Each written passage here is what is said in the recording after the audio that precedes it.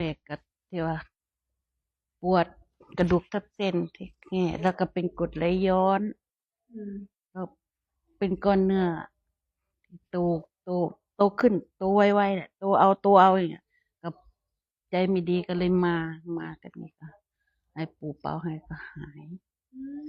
กมรดไหลย้อนก็หายที่ว่าพอทานข้าวลงไปแล้วมันจะแน่นจุกคอเลยน่ะติดคอ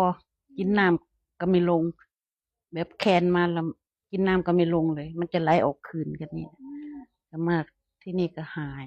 ดีขึ้นหมดเลยเนาะก็หาย อืมกระตาที่ว่ามองเห็นคนนี่2 คน3 คนกันนี่ก่อน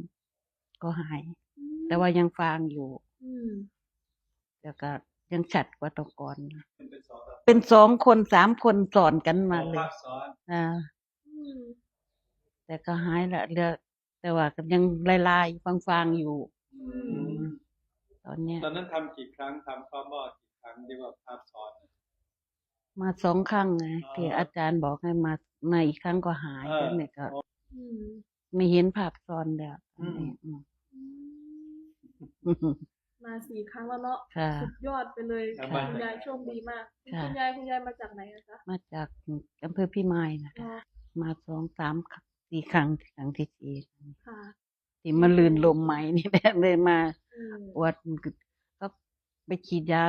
2 เข็มแล้วก็ไม่หาย อืม ก็เลย ลูกก็ใหายไปหาหมออีกเด็กก็เลยไม่ไปโอ้ไปหาปู่เถอะว่ะเพราะว่าเอ็งศรัทธาตรงนี้เลยก็เลยมานี่